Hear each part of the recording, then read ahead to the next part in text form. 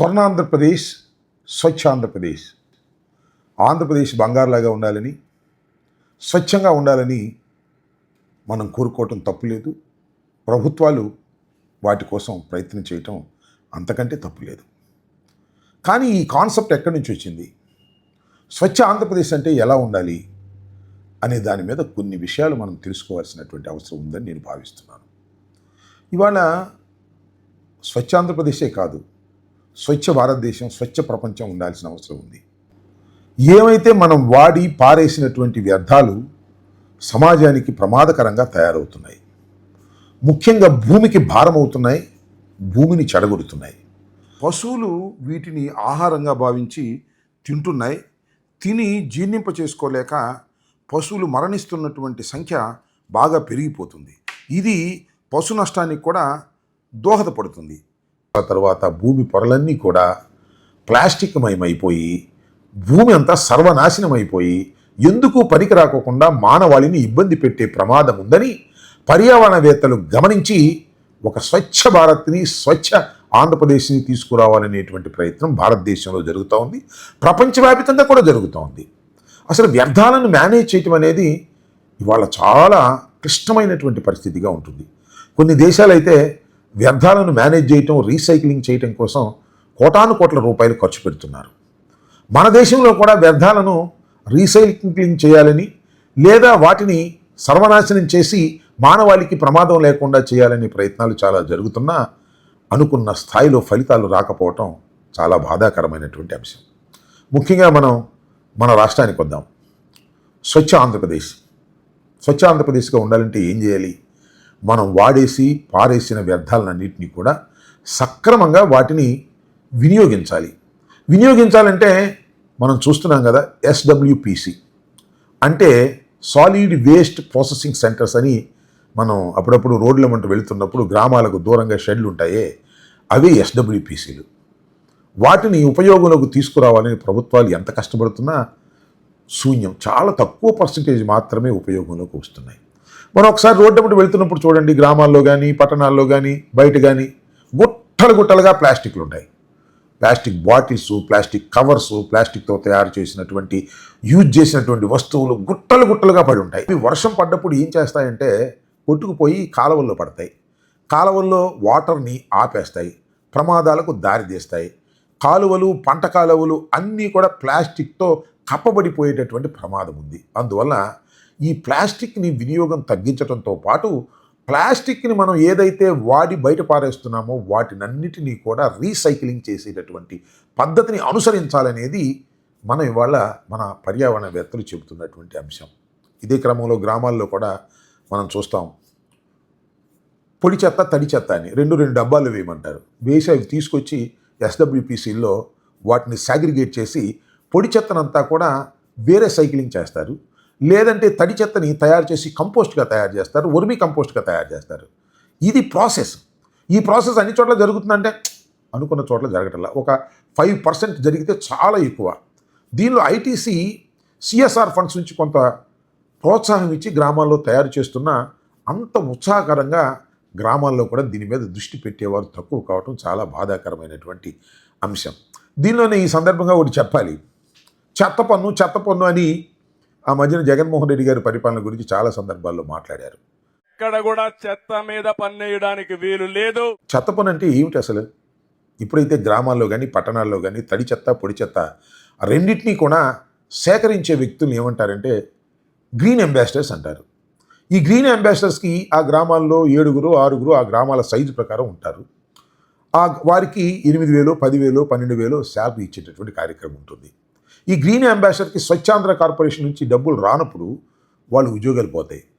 అప్పుడు వాళ్ళు వసూలుకి వెళ్ళరు. వసూలు మీన్స్ ఈ తడి చెత్త, పొడి చెత్త సేకరణకు వారు వెళ్ళరు.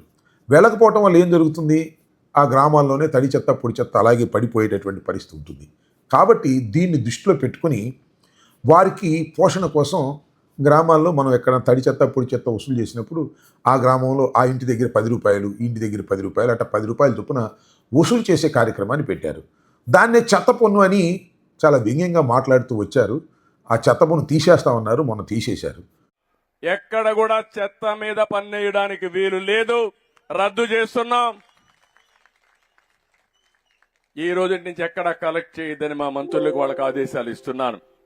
కానీ మీరు గమనించాల్సింది ఏంటంటే ఇదే చెత్త పన్ను పిఠాపురంలో వసూలు చేసే కార్యక్రమాన్ని పవన్ కళ్యాణ్ గారు ప్రారంభించారు. నిజంగా అలా 10 రూపాయలు 20 రూపాయలు వసూలు చేయటం వల్ల జరిగేటటువంటి సౌలభ్యం ఏమిటంటే అక్కడ గ్రీన్ అంబాసిడర్స్కి మనం శాలరీస్ సక్రమంగా ఇవ్వగలుగుతాం, వారి పోషణకి పనికొస్తుంది, సక్రమంగా ఈ చెత్త సేకరణకి పనికొస్తుంది. ఈ చెత్త సేకరణ చేసిన తర్వాత దీనిలో 2 అంశాలు ఉన్నాయి.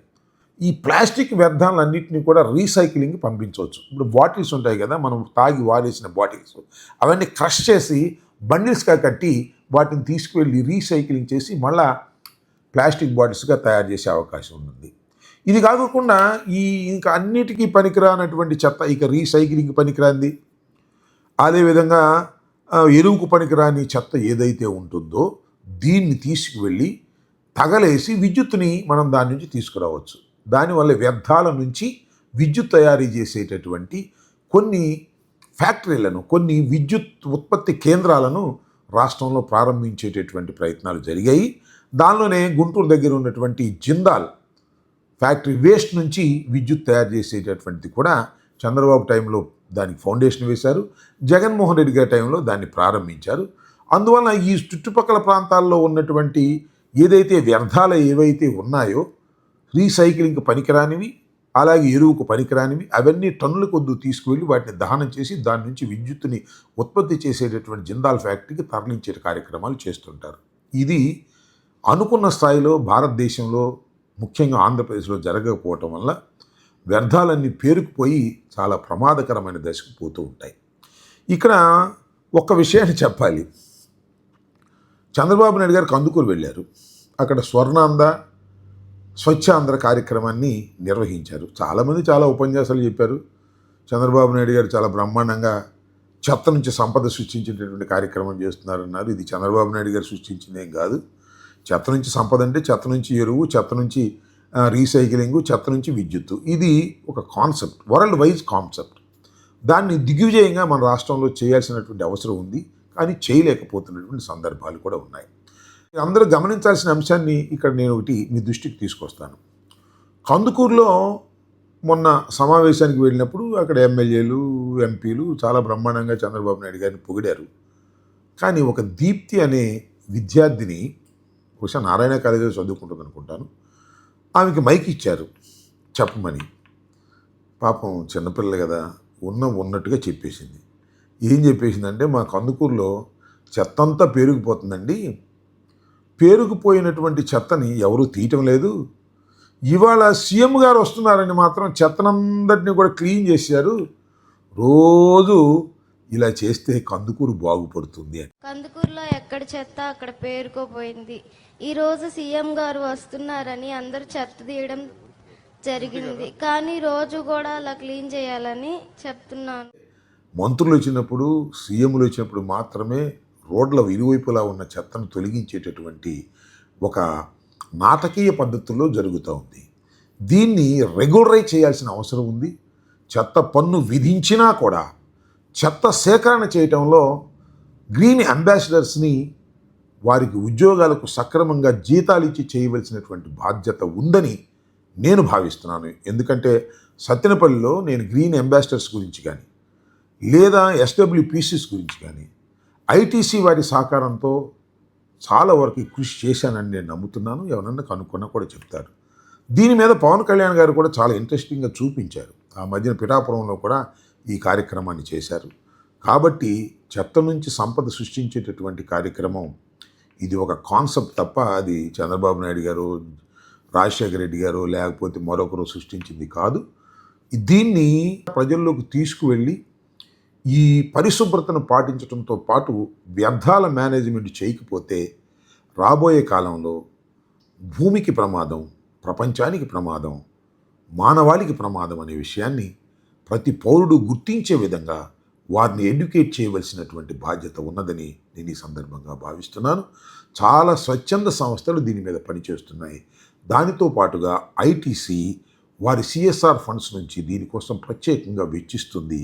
వారి కృషిని కూడా మనం ఇక్కడ కొనియాడవలసినటువంటి అవసరం ఉందని భావిస్తూ ప్రభుత్వాలు ముందుకు రావాలి, ప్రజలు అర్థం చేసుకోవాలి, స్వచ్ఛాంధ్రప్రదేశ్ను ముందుకు తీసుకువెళ్ళాలని మనస్ఫూర్తిగా కోరుకుంటున్నాను. ధన్యవాదాలు. Stay aware, stay bold, like, subscribe, and follow at Ambati Rambabu Official for truth and clarity in today's politics.